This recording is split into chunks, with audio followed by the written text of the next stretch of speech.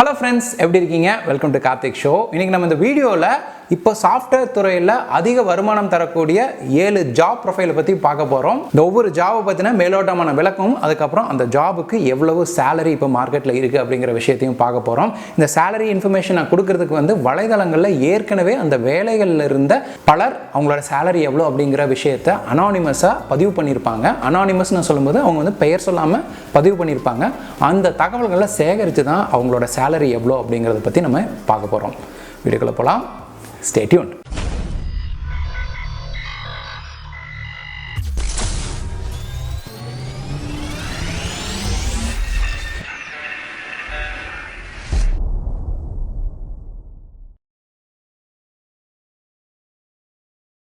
Welcome back.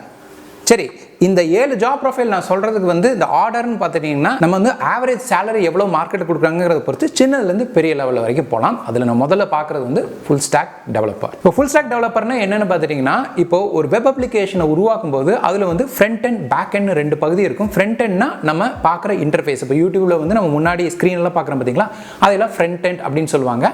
அதை develop பண்ணுறவங்கள front and web டெவலப்பர்னு சொல்லுவாங்க. இதுவே அந்த யூடியூப் வீடியோ சர்ச் பண்ணும்போது அதுக்கு பின்னாடி இருக்கிற லாஜிக்ஸ் எல்லாம் அந்த நமக்கு வீடியோ எடுத்து கொண்டு கொடுக்குது பார்த்தீங்களா, அதுக்கெல்லாம் சில ப்ரோக்ராம் பண்ணுவாங்க. அதை பேக் எண்டில் பண்ணுவாங்க. அது பார்த்தீங்கன்னா ரிமோட்டில் இருக்க ஒரு சர்வரில் நடக்கும். நான் அதை பற்றி டீட்டெயிலாக ஃபுல் ஸ்டாக் டெவலப்பர்னா என்ன அப்படிங்கிற டீட்டெயில் நம்ம பார்க்க போகிறல. அதுக்கு வேணா அதுக்கு தனி வீடியோ பண்ணியிருக்கேன். அதோட லிங்க் டிஸ்கிரிப்ஷன் கொடுக்குறேன். ஸோ அந்த பேக் எண்டில் ப்ரோக்ராம் எல்லாம் பண்ணுறாங்க பார்த்தீங்களா, அவங்களே பேக் எண்ட் வெப் டெவலப்பர் அப்படின்னு சொல்லுவாங்க.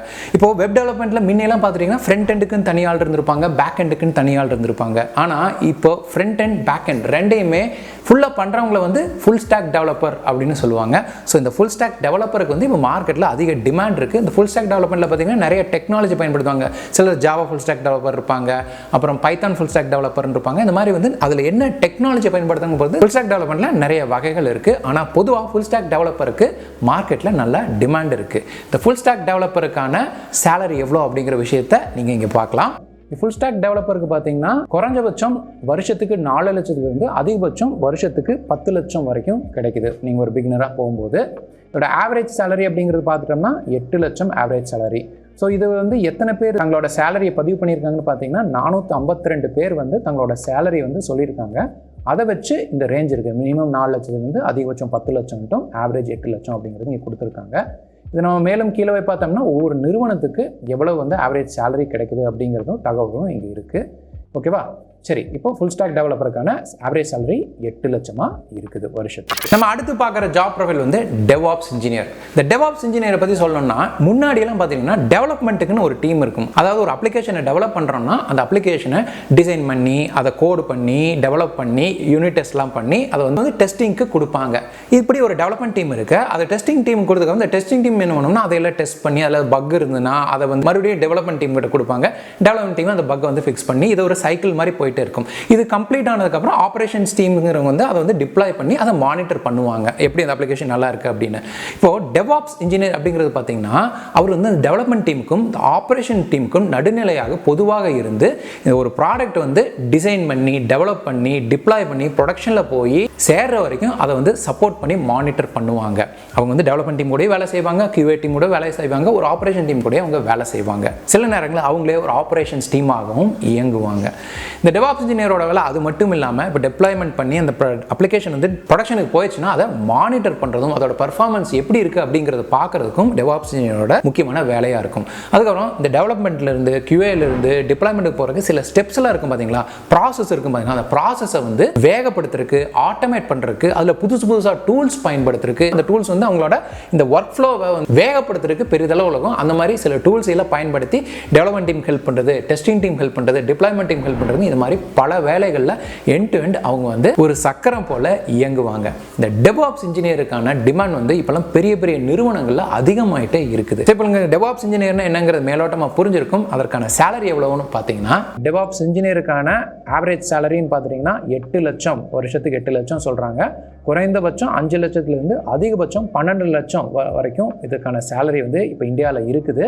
அது இல்லாமல் சில அடிஷ்னல் காம்பன்சேஷனும் சொல்லியிருக்காங்க. இப்போ நிறுவனம் பண்ணாங்கன்னா ஃபிக்ஸட் பே, அப்புறம் வந்து காம்பன்சேஷன் சொல்லிட்டு போனஸ் அந்த மாதிரி வேரியபிள் பே இருக்கும். அதோட ரேஞ்ச் கூட இங்கே கொடுத்துருக்காங்க. 25,000 1 லட்சம் வரைக்கும் வருஷத்துக்கு அடிஷ்னலாக கிடைக்குது அப்படிங்கிற சொல்லியிருக்காங்க. இதில் பார்த்தீங்கன்னா 7,958 பேர் வந்து தங்களோட சேலரியை இதில் பதிவு பண்ணியிருக்காங்க. அப்படி சேகரிக்கப்பட்ட தகவல்கள் வந்து ஒரு ஆவரேஜ் டிஸ்ட்ரிபியூஷன் தான் இங்கே கொடுத்துருக்காங்க. ஸோ ஒரு டெவாப்ஸ் இன்ஜினியருக்கான சேலரி இந்தியாவில் ஆவரேஜ்னு பார்த்தீங்கன்னா 8 லட்சம், அதிகபட்சம் வந்து 12 லட்சம் வரைக்கும் போகுது. ஓகேங்களா? நம்ம அடுத்து பார்க்குற job profile machine learning engineer. இப்போலாம் ஆர்டிஃபிஷியல் இன்டெலிஜென்ஸ், சாட் ஜிபிடி அப்படின்னு நிறைய விஷயங்கள் வந்து நம்ம ட்ரெண்டிங்காக கேட்டுக்கிட்டே இருக்கோம். ஸோ அதனால் வந்து மெஷின் லேர்னிங் இன்ஜினியருக்கான டிமாண்டும் அதிகரிக்குது. ஒரு மெஷின் லேர்னிங் இன்ஜினியர்னு என்னென்னு பார்த்தீங்கன்னா, ஏற்கனவே இருக்கிற ப்ராசஸில் வந்து ஒரு ஆட்டோமேஷன் கொண்டு வந்து அதுலேயும் வந்து ஆர்டிஃபிஷியல் இன்டெலிஜென்ஸ் இம்ப்ளிமெண்ட் பண்ணணுங்கிற பட்சத்தில் அங்கே வந்து மெஷின் லேர்னிங் மாடல்ஸ் எல்லாம் உருவாக்கணும். மெஷின் லேர்னிங் மாடல்ஸ்னு சொல்லும்போது அதில் வந்து நிறைய அல்காரிதம்ஸ் பயன்படுத்துவாங்க.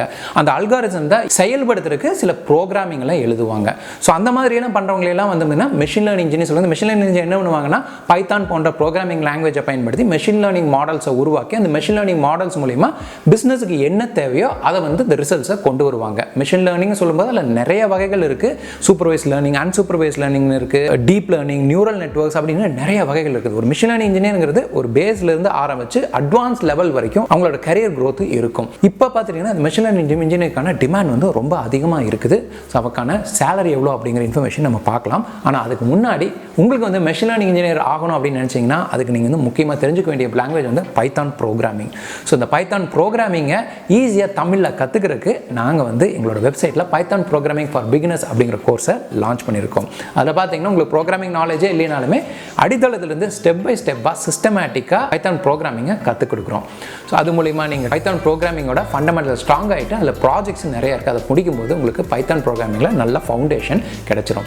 அதுக்கப்புறம் நீங்கள் மெஷின் லேர்னிங் கற்றுக்கணும்னு நினச்சிங்கன்னா மெஷின் லேர்னிங்கையும் பேசிக்ஸ்லேருந்து சொல்லிக் கொடுக்குறதுக்கு Python programming for machine learning அப்படிங்கிற கோர்ஸை நாங்கள் லான்ச் பண்ணியிருக்கோம். நீங்கள் பைத்தான் ப்ரோக்ராமிங் ஃபார் பிகினர்ஸ் அப்படிங்கிற கோர்ஸை முடிச்சிட்டிங்கன்னா உங்களுக்கு பைத்தானில் ஃபவுண்டேஷன் கிடைச்சிரும். அந்த ஃபவுண்டேஷன் நாலேஜ் வச்சுட்டு நீங்கள் மெஷின் லேர்னிங்கை பேசிக்ஸ்லேருந்து கற்றுக்கணும். ஏன்னா மெஷின் லேர்னிங் தெரிஞ்சுக்கிறதுக்கு உங்களுக்கு பைத்தான் ப்ரோக்ராமிங்கோட ஃபவுண்டேஷன் தேவை. ஏற்கனவே உங்களுக்கு பைத்தான் ப்ரோக்ராமிங் எனக்கு தெரியும் நீங்கள் சொன்னீங்கன்னா நீங்கள் வந்து மெஷின் லேர்னிங்கை கற்றுக்கணும்னா எங்களோட பைத்தான் ப்ரோக்ராமிங் ஃபார் மெஷின் லேர்னிங்கிற கோர்ஸில் நீங்கள் என்ரோல் பண்ணி படிக்கலாம். அதில் வந்து மெஷின் லேர்னிங்கை ஸ்க்ராட்ச்லேருந்து ஆரம்பித்து மெஷின் லேர்னிங்னா என்ன, அதில் என்னென்ன வகைகள்லாம் இருக்குது அப்படிங்கிறதெல்லாம் பார்த்துட்டு அதுக்கப்புறம் நம்ம அதில் வந்து 7 மெஷின் லேர்னிங் மாடல்ஸ், அந்த 7 மாடல்ஸ்னு சொல்லும்போது 7 வெவ்வேறு அல்காரிதம் பயன்படுத்தி நம்ம வந்து மெஷின் லேர்னிங் மாடல் ப்ராஜெக்ட்ஸ் வந்து அதில் இருக்குது. அதில் 6 பார்த்தீங்கன்னா ரியல் வேர்ல்டு டேட்டா செட்டாக பயன்படுத்தி அதில் வந்து நாங்கள் வந்து ப்ராஜெக்ட் பண்ணி சொல்லி கொடுத்துருக்கோம். ஸோ அதை நீங்கள் கம்ப்ளீட்டாக முடிக்கும்போது மெஷின் லேர்னிங்கில் உங்களுக்கு ஒரு நல்ல நாலேஜ் கிடைக்கும். நீங்கள் நிறைய ப்ராஜெக்ட்ஸ் அதில் பண்ணும்போது அதில் உங்களுக்கு நல்ல ப்ராக்டிக்கல் எக்ஸ்பீரியன்ஸும் கிடைக்கும். ஒருவேளை நீங்கள் வந்து பைத்தான் ப்ரோக்ராமிங் பேசிக்ஸே கற்றுக்கணும், மெஷின் லேர்னிங் கற்றுக்கணும்னீங்கன்னா நீங்கள் ரெண்டையும் தனித்தனியாக வாங்க வேண்டாம். அதை கம்பைண்டாக பேக்கேஜாக நாங்கள் வெப்சைட்டில் லான்ச் பண்ணியிருக்கோம். பைத்தான் ப்ரோக்ராமிங் பேக்கேஜ் அப்படிங்கிறது தான். அதில் வந்து இந்த 2 கோர்ஸுமே கம்பைனாக கொடுத்துருக்கோம். நீங்கள் இந்த கோர்ஸை தனித்தனியாக வாங்குறதுக்கு பதிலாக பேக்கேஜாக வாங்கிட்டீங்கன்னா உங்களுக்கு வந்து கம்மி விலையில் கிடைக்கும். ஸோ இதற்கான லிங்க் எல்லாம் நான் டிஸ்கிரிப்ஷன் கொடுக்குறேன், செக் பண்ணி பாருங்கள். பிடிச்சிருந்ததுன்னா என்ரோல் பண்ணுங்கள். மெஷின் லேர்னிங் இன்ஜினியராக உங்கள் கரியரில் ஷைனாக இருக்குது என்னுடைய வாழ்த்துக்கள். இப்போ மெஷின் லேர்னிங் இன்ஜினியருக்கான சேலரி எவ்வளோ அப்படிங்கிறத பார்த்துட்டோம்னா, மெஷின் லேர்னிங் இன்ஜினியருக்கு குறைந்தபட்சம் வருஷத்துக்கு 6 லட்சத்திலிருந்து அதிகபட்சம் வருஷத்துக்கு 15 லட்சம் வரைக்கும் சேலரி இந்தியாவில் கிடைக்குது. ஆவரேஜாக பார்த்துட்டோம்னா 11 லட்சம் ஆவரேஜ் சேலரியாக சொல்கிறாங்க. அது இல்லாமல் அடிஷ்னல் காம்பன்சேஷன் பார்த்துட்டிங்கன்னா 95,000 2,27,500 வரை கிடைக்குது. அதோட ஆவரேஜ் அப்படின்னு பார்த்துட்டோம்னா 2 லட்சம். ஸோ இதோட ஆவரேஜ் 11 லட்சம் ப்ளஸ் ஆவரேஜ் 2 லட்சம் ரெண்டையும் சேர்த்துட்டோம்னா வருஷத்துக்கு 13 லட்சம் பேக்கேஜ் வரைக்கும் கிடைக்கும் அப்படின்னு தகவல் சொல்லியிருக்காங்க. இதில் வந்து பதிவு பண்ணவங்களோட எண்ணிக்கை பார்த்தீங்கன்னா 1584 பேர் தங்களோட சேலரி எவ்வளோ அப்படின்னு பதிவு பண்ணதோட கன்சாலிடேட்டட் பிக்சர் தான் நம்ம இங்கே பார்க்குறோம். ஓகேவா? இப்போ உங்களுக்கு மெஷின் இன்ஜினியரோட சேலரி இந்தியாவில் எவ்வளோ அப்படிங்கிறது உங்களுக்கு தெரிஞ்சிருக்கும். நம்ம அடுத்து பார்க்குற ஜாப் ப்ரொஃபைல் வந்து டேட்டா சயின்டிஸ்ட். டேட்டா சயின்டிஸ்ட் அப்படிங்கிறதும் இப்போ அதிகமாக ட்ரெண்டிங்காக பேசப்படுது. இந்த டேட்டா சயின்டிஸ்ட் அப்படிங்கிறவங்க என்னன்னு பார்த்தீங்கன்னா, ஒரு நிறுவனத்தோட குறிக்கோளை அடைவதற்கு தேவையான யுத்திகளை, மாற்றங்களை, முடிவுகளை தகவல்கள் கொண்டு உருவாக்குவாங்க. இது வந்து டேட்டா ட்ரிவன் அப்ரோச் அப்படின்னு சொல்லுவாங்க. இந்த தகவல்கள்லாம் அவங்க சேகரிக்கிறதுக்கு வந்து நிறைய சோர்ஸ்லேருந்து டேட்டாவை எடுப்பாங்க. அந்த மாதிரி டேட்டாவை எடுத்து அதை அனலைஸ் பண்ணி அந்த அனலைஸ் பண்ண டேட்டாவை பைத்தான், ஆர் ப்ரோக்ராமிங் போன்ற சாஃப்ட்வேர் மூலிமா விஷுவலைஸ் பண்ணி கொண்டு வந்து அவங்க கேதர் பண்ண இன்ஃபர்மேஷனை பிஸ்னஸ் லீடர்ஸ், அதாவது லீடர்ஷிப் டீம்ல இருப்பாங்களா பெரிய பெரிய ஆளுக கம்பெனியில், அவங்களுக்கு புரியுற மாதிரி ப்ரெசென்ட் பண்ணுவாங்க. ஸோ இந்த மாதிரியான ரெஸ்பான்சிபிலிட்டி ரெஸ்பான்சிபிலிட்டிஸ் எல்லாம் ஒரு டேட்டா சயின்டிஸ்ட்டுக்கு இருக்குது. இந்த டேட்டா சயின்டிஸ்ட் அப்படிங்கிறது பார்த்தீங்கன்னா அந்த நிறுவனத்தில் இருக்கிற பல பேருக்கு கூட ஒன்றிணைந்து வேலை செய்யவங்களா இருப்பாங்க. அதாவது டேட்டா சோசியல் கலெக்ட் பண்ணுறதுக்கு ஒரு டேட்டா இன்ஜினியர், அதை அனலைஸ் பண்ணுறதுக்கு டேட்டா அனலிஸ்ட்னு சொல்லிட்டு அவங்களோட கலந்து இன்ஃபர்மேஷன் எல்லாம் கேதர் பண்ணுறது, அதுக்கப்புறம் தாங்க உருவாக்குன ப்ரெசன்டேஷன்ஸை லீடர்ஷிப் கூட கலந்து தெரிவிக்கிறது, இந்த மாதிரி அந்த நிறுவனத்தில் பல பேர் கூட இணைந்து வேலை செய்ய வேண்டிய தேவை ஒரு டேட்டா சயின்டிஸ்ட்டுக்கு இருக்கும். ஒருவேளை உங்களுக்கு டேட்டா சயின்டிஸ்ட் பற்றி இன்னும் மேலும் நல்லா தெரிஞ்சுக்கணும்னா அதுக்கான தனி வீடியோ நம்ம சேனல் இருக்குது, அதோட லிங்க் நான் டிஸ்கிரிப்ஷன் கொடுக்குறேன், செக் பண்ணி பாருங்கள். சரி, இப்போ இந்த டேட்டா சயின்டிஸ்ட்டுக்கான சேலரி எவ்வளோ அப்படிங்கிறத பார்க்கலாம். டேட்டா சயின்டிஸ்டோட சேலரி அப்படின்னு பார்த்துட்டோம்னா அது வந்து 7 லட்சத்துலேருந்து 18 லட்சம் வரைக்கும் வருஷத்துக்கு கிடைக்குது. அதோட ஆவரேஜ் அப்படின்னு பார்த்துட்டோம்னா 13 லட்சம். அது இல்லாமல் அதோட காம்பன்சேஷன், அடிஷனல் காம்பன்சேஷன் பார்த்துட்டோம்னா 82,000லேருந்து 2,05,000 வரைக்கும் இருக்குன்னு சொல்லியிருக்காங்க. அதோட ஆவரேஜ் வந்து 1,20,000 அப்படின்னு பார்த்தோம்னா ஆவரேஜ் டேட்டா சயின்டிஸ்டோட சேலரி இந்தியாவில் வந்து 14,20,000 ரூபா இருக்குது அப்படின்னு நம்ம வச்சுக்கலாம். இதை வந்து பதிவு செய்தவர்களோட எண்ணிக்கை அப்படின்னு பார்த்தோம்னா 10,493 பேர் வந்து தங்களோட சேலரியை இந்த வெப்சைட்டில் பதிவு பண்ணியிருக்காங்க. அதோட கம்பைன்டு நம்பர்ஸை தான் நம்ம இங்கே பார்க்குறோம். நம்ம அடுத்து பார்க்க போகிற ஜாப் ப்ரொஃபைல் வந்து ப்ராடக்ட் மேனேஜர். ஒரு நிறுவனத்தோட குறிக்கோளுக்கு உதவும் விதத்தில் ப்ராடக்டை உருவாக்கி மார்க்கெட்டில் லான்ச் பண்ணுறதுல முக்கிய பங்களிக்கிறவங்க தான் இந்த ப்ராடக்ட் மேனேஜர். மார்க்கெட்டை ரிசர்ச் பண்ணி யூசர்ஸுக்கு என்ன தேவைங்கிறத தெரிஞ்சுக்கிட்டு அதுக்கு தகுந்த மாதிரி ஒரு ப்ராடக்டை உருவாக்குறதுக்கு தேவையான பிளான்ஸ், ப்ராசஸ் எல்லாத்தையும் டீட்டெயிலாக உருவாக்குறவங்க தான் ஒரு product manager. Designing team, development team, testing team, deployment டீம்னு இன்னும் பல டீம்ஸ் கூட ஒன்றிணைந்து அந்த ப்ராடக்ட் மார்க்கெட்டில் சக்ஸஸ்ஃபுல்லாக லான்ச் ஆகிறதுக்கு முக்கிய பங்களிக்கிறவங்க இந்த ப்ராடக்ட் மேனேஜர். மேலும் அவங்க லான்ச் பண்ண ப்ராடக்ட்டை மார்க்கெட்டில் எப்படி வேலை செய்யுது, அதோட பெர்ஃபார்மன்ஸ் எப்படி இருக்குது, அதுக்கிட்ட இருந்து யூசர்ஸ் இருந்து என்னென்ன ஃபீட்பேக்லாம் வருது அப்படிங்கிறத மானிட்டர் பண்ணி கேதர் பண்ணுறவங்களும் இந்த ப்ராடக்ட் மேனேஜர்ஸ். சொல்லப்போனால் ஒரு ப்ராடக்டோட மினி சிஓ மாதிரி இயங்குறவங்க தான் இந்த ப்ராடக்ட் மேனேஜர். ப்ராடக்ட் மேனேஜர் ஆகிறதுக்கு நம்ம எந்த நிறுவனத்தில் இருக்கணும், அந்த நிறுவனத்திற்கான இண்டஸ்ட்ரி நாலேஜ் தேவைப்படும், நல்ல லீடர்ஷிப் ஸ்கில்ஸ் இருக்கணும், அப்புறம் நிறைய டீம்ஸ் கூட கொலாபரேட் பண்ணி ஒர்க் பண்ணுறதுக்கான திறனும் இருக்கிறது அவசியம். ஒரு ப்ராடக்ட் மேனேஜருக்கான சேலரி இந்தியாவில் எவ்வளோ இருக்கும் அப்படின்னு பார்த்துட்டிங்கன்னா குறைந்தபட்சம் 10 லட்சத்திலிருந்து அதிகபட்சம் வருஷத்துக்கு 25 லட்சம் வரைக்கும் கிடைக்குது. இதோட ஆவரேஜ் அப்படின்னு பார்த்தோம்னா 19 லட்சம். ஸோ அது இல்லாமல் ஆவரேஜ் அடிஷ்னல் காம்பன்சேஷன் அப்படின்னு பார்த்தோம்னா 1.5 லட்சம் இருக்குது. ஸோ டோட்டலாக 20,50,000 ரூபா அப்படிங்கிறது தான் இந்த ப்ராடக்ட் மேனேஜருக்கான ஆவரேஜ் சேலரியாக இந்தியாவில் இருக்குது. அதிகபட்சம் பார்த்துட்டோம்னா 25 லட்சம் ப்ளஸ் 3,52,000 கிட்டத்தட்ட 28.5 லட்சம் வரைக்கும் வருஷத்துக்கு வருது. ஸோ இதை வந்து பதிவு பண்ணவங்களோட எண்ணிக்கையை பார்த்துட்டோம்னா 39,787 பேர் ப்ராடக்ட் மேனேஜராக வேலை செய்கிறவங்க தங்களோட சேலரி இவ்வளவு அப்படின்னு பதிவு பண்ணியிருக்காங்க. அதோட கன்சல்டேட் நம்பர்ஸ் தான் நம்ம இங்கே பார்க்குறோம். உங்களுக்கு இந்த ப்ராடக்ட் மேனேஜரோட வெயிட்டேஜ் எவ்வளோ சேலரிக்கு அப்படிங்கிறது இதுலேருந்து உங்களுக்கு ஒரு ஐடியா கிடைச்சிருக்கு. நம்ம அடுத்து பார்க்குற job profile cloud solution architect. இப்போல்லாம் கிளவுட் டெக்னாலஜி அப்படிங்கிறது வந்து வேகமாக வளர்ந்து வருது. இந்த கிளவுட் டெக்னாலஜின்னு என்னன்னு பார்த்தீங்கன்னா முன்னெல்லாம் வந்து அவங்களோட சர்வர்ஸை சொந்தமாக வச்சுருந்தாங்க. ஆனால் இப்போ வந்து ஒவ்வொரு நிறுவனங்களும் அவங்களோட சர்வர்ஸ் எல்லாம் வந்து தேர்ட் பார்ட்டியான கிளவுட் ப்ரொவைடர்ஸ்க்கு கொடுக்க ஆரம்பிச்சிட்டாங்க. இந்த கிளவுட் ப்ரொவைடர்ஸ் அப்படின்னு பார்த்தீங்கன்னா Microsoft Azure, Amazon AWS, Google cloud போன்ற பெரிய பெரிய ஜாம்பவான்கள் இப்போ வந்து மார்க்கெட்டில் ட்ரெண்டிங் கிளவுட் ப்ரொவைடர்ஸாக இருக்கிறாங்க. ஸோ இப்படி இருக்கிற பட்சத்தில் நிறைய நிறுவனங்கள் தங்களோட ஆன் பிரமிசஸ் சர்வர்லேருந்து கிளவுடுக்கு மூவ் ஆகணும் அப்படிங்கிறதுல ஆர்வம் காட்டுறாங்க. அப்படி ஆர்வம் காட்டுற நிறுவனங்களுக்கு நிறைய சாஃப்ட்வேர் கம்பெனிகள் முன் வந்து அவங்களோட சர்வர்ஸ் எல்லாம் கிளவுடுக்கு மூவ் ஆகிறதுக்கு, அதாவது கிளவுட் மைக்ரேஷன் சொல்லுவாங்க, அதுக்கு வந்து உதவுறாங்க. அப்படி இருக்கிற பட்சத்தில் அந்த சாஃப்ட்வேர் நிறுவனங்களில் கிளவுட் சொல்யூஷன் ஆர்கிடெக்டுக்கான தேவைகள் அதிகரிக்குது. இந்த கிளவுட் சொல்யூஷன் ஆர்கிடெக்ட் என்ன பண்ணுவாங்கன்னா, இப்போ சாஃப்ட்வேர் கம்பெனியில் அவங்க வேலை செய்கிறாங்கன்னா அந்த சாஃப்ட்வேர் கம்பெனி கிட்ட இன்னொரு கிளைண்ட் வராங்க. அவங்க வந்து என்ன சொல்கிறாங்கன்னா, எனக்கு வந்து என்னோட கம்பெனி சர்வர்ஸ் எல்லாம் வந்து ஆன் பிரமிஸ்லேருந்து நான் கிளவுடுக்கு மாற்றணும், நீங்கள் எனக்கு உதவுவீங்களா அப்படின்னு கேட்டாங்கன்னா கிளவுட் சொல்யூஷன் ஆர்கிடெக்ட் வந்து அவங்க கம்பெனியோட சர்வர்ஸை புரிஞ்சுக்கிட்டு எந்த விதத்தில் கிளவுடுக்கு வந்து மூவ் ஆகிறது ஈஸியான வழிகள், அதற்கான டிசைன் என்ன, சொல்யூஷன் என்ன அப்படிங்கிறத அந்த கிளைண்ட்டுக்கு சொல்லுவாங்க. அவங்க சொல்கிற ப்ராசஸுக்கு தகுந்த மாதிரி நிறைய development team, testing team, deployment team எல்லாம் வேலை செஞ்சு கிளைண்ட்டோட ஆன் பிரமிஸ் சர்வர்ஸை கிளவுடுக்கு மைக்ரேட் ஆகிறதுக்கு உதவுவாங்க. இந்த கிளவுட் மைக்ரேஷனை வேகப்படுத்துறதுக்கும் சரியான முறையில் இயக்க வைக்கிறதுக்கும் கிளவுட் சொல்யூஷன் ஆர்கிடெக்டரோட முக்கிய பங்கு இருக்கு. ஒரு கிளவுட் சொல்யூஷன் ஆர்கிடெக்ட் ஆகணும்னா கிளவுட் தொழில்நுட்பத்திலையும் டெக்னிக்கல் நாலேஜ்லையும் ரொம்ப ஸ்ட்ராங்காக இருக்க வேண்டியது அவசியம்.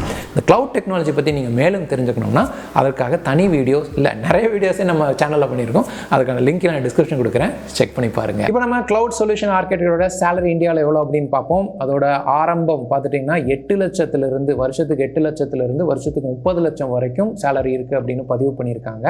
அதோட ஆவரேஜ்னு பார்த்துட்டோம்னா கிட்டத்தட்ட 21 லட்சம் வருது. அது இல்லாமல் அவங்களோட ஆவரேஜ் அடிஷனல் காம்பன்சேஷன் பார்த்தோம்னா 3,11,000 ரூபா. ஸோ ஆவரேஜாக கிட்டத்தட்ட 24 லட்சம் வந்து ஆனுவல் பேக்கேஜாக இருக்குது. அதிகபட்சம்னு பார்த்துட்டோம்னா 36.5 லட்சம் வரைக்கும் போகுது. ஸோ இதை வந்து 207 பேர் தங்களோட சேலரி வந்து இதில் பதிவு பண்ணியிருக்காங்க. ஸோ அதை வச்சு இந்த சேலரி இவ்வளோ அப்படின்னு சொல்லியிருக்காங்க. க்ளவுட் சொல்யூஷன் ஆர்கிடெக்டோட டிமாண்ட் எவ்வளோ அப்படிங்கிறது உங்களுக்கு இதுலேருந்தே தெரிஞ்சிருக்கும். பட் இதுக்கான முன்னாடியே சொன்ன மாதிரி அதிக டெக்னிக்கல் நாலேஜும் நல்ல எக்ஸ்பீரியன்ஸ், க்ளவுட் சம்மந்தப்பட்ட நிறைய எக்ஸ்பீரியன்ஸ் உங்களுக்கு தேவைப்படும். நம்ம கடைசியாக பார்க்க போகிற ஜாப் ப்ரொஃபைல் சாஃப்ட்வேர் ஆர்கிடெக்ட். இந்த சாஃப்ட்வேர் ஆர்கிடெக்டோட வேலை என்னென்னா, ஒரு அப்ளிகேஷனை ஒரு நிறுவனம் உருவாக்கணும் முடிவு பண்ணாங்கன்னா அந்த அப்ளிகேஷன் உருவாக்குறதுக்கு முன்னாடி அந்த அப்ளிகேஷனோட தேவைகள் என்னென்ன, அதாவது அதோட ஃபங்க்ஷனல் ரெக்யர்மெண்ட்ஸ், நான் ஃபங்க்ஷனல் ரெக்யர்மெண்ட்ஸ் எல்லாம் நல்லா தெரிஞ்சுக்கிட்டு அதை வச்சு சாஃப்ட்வேரோட டிசைனை உருவாக்குறது, அதுல 2க்கும் மேற்பட்ட சிஸ்டம்ஸ் இருந்ததுன்னா அந்த சிஸ்டம்ஸ் எல்லாம் ஒன்றிணைந்து எப்படி இயங்கும் அப்படிங்கிறது நிர்ணயிக்கிறது, அதாவது சிஸ்டம் இன்டெகிரேஷன் அப்படின்னு சொல்லுவாங்க. அதுக்கப்புறம் தான் சேகரித்த அனைத்து தகவல்களையும் சரியான முறையில் டெவலப்மெண்ட் டீமுக்கு கம்யூனிகேட் பண்றது. அப்புறம் அந்த டெவலப்மெண்ட் டீமுக்கு ஏதாவது ஒரு டவுட்ஸ் இருக்கு, அதுக்கு வந்து டெக்னிக்கல் சப்போர்ட் கொடுக்கணும்னா அந்த டெக்னிக்கல் சப்போர்ட்டை கொடுக்கறது. அப்புறம் அவங்க உருவாக்குற ப்ராடக்ட் வந்து டிசைனுக்கு தகுந்த மாதிரி, ரெக்யர்மெண்ட் தகுந்த மாதிரி சரியான பாதையில் தான் டெவலப் பண்றாங்களா அப்படிங்கிறத மேற்பார்வையிடுறது. அது ப்ரொடக்ஷனுக்கு போகிற வரைக்கும் கடைசியாக ஃபுல்லாக அதை செக் பண்ணி அப்ரூவ் பண்ணுறது. இந்த மாதிரி முக்கிய பொறுப்புகள் ஒரு சாஃப்ட்வேர் ஆர்கிடெக்ட்டுக்கு இருக்குது. ஒரு சாஃப்ட்வேர் ஆர்கிடெக்ட் ஆகணும்னா உங்களுக்கு நீங்கள் எந்த டெக்னாலஜியில் ஒரு சாஃப்ட்வேர் உருவாக்குறாங்களோ அந்த டெக்னாலஜியில் நீங்கள் ரொம்ப ஸ்ட்ராங்காக இருக்கணும். அதாவது அதிக டெக்னிக்கல் நாலேஜ் ஒரு சாஃப்ட்வேர் ஆர்கிடெக்ட்டுக்கு தேவை. நம்மளோட லிஸ்ட்லேயே டாப் ஹை பெய்ட் ஜாப் அப்படிங்கிறது வந்து சாஃப்ட்வேர் ஆர்கிடெக்ட் தான். சாஃப்ட்வேர் ஆர்கிடெக்டோட இந்தியாவில் ஆவரேஜ் சேலரி அப்படின்னு பார்த்துட்டோம்னா 33 லட்சம், அதாவது 21 லட்சத்திலிருந்து ஆரம்பித்து 38 லட்சம் வரைக்கும் வருஷத்துக்கு சேலரி இருக்குன்னு பதிவு பண்ணியிருக்காங்க. அதுவும் இல்லாமல் 1,95,000 4.5 லட்சம் வரைக்கும் அடிஷனல் போனஸும் காம்பன்சேஷனும் இருக்குன்னு சொல்லியிருக்காங்க. ஸோ அப்படி ரெண்டையும் கம்பைன் பண்ணி பார்த்தோம்னா ஆவரேஜாக 33 + 3 கிட்டத்தட்ட 36 லட்சம் சேலரி வருஷத்துக்கு. அதிகபட்சம் அப்படின்னு பார்த்துட்டோம்னா 38 + 4.5 கிட்டத்தட்ட 42 லட்சம் வருஷத்துக்கு ஒரு சாஃப்ட்வேர் ஆர்கிடெக்ட் சேலரி கிடைக்கிறதா பதிவு செய்யப்பட்டுள்ளது. சாஃப்ட்வேர் ஆர்கிடெக்டாக வேலை செஞ்சு பதிவு செய்த நபர்களின் எண்ணிக்கை பார்த்தீங்கன்னா 1337 பேர். அவங்களாம் கொடுத்த சேலரிஸை வச்சு தான் இந்த ஆவரேஜ் வந்து வேல்யூஸ் கால்குலேட் ஆயிருக்கு. ஸோ அதிக வருமானம் தரக்கூடிய இப்போது அதிக டிமாண்டில் இருக்கிற ஒரு ஜாப் பார்த்துட்டோம்னா சாஃப்ட்வேர் ஆர்கிடெக்ட் தான். ஆனால் சாஃப்ட்வேர் ஆர்கிடெக்ட்டுக்கு அதிக டெக்னிக்கல் நாலேஜ், நிறைய எக்ஸ்பீரியன்ஸ் தேவைப்படும். இது உங்களோட கரியர் பார்ட்டில் ஒரு டெஸ்டினேஷனை வச்சுக்கோங்க.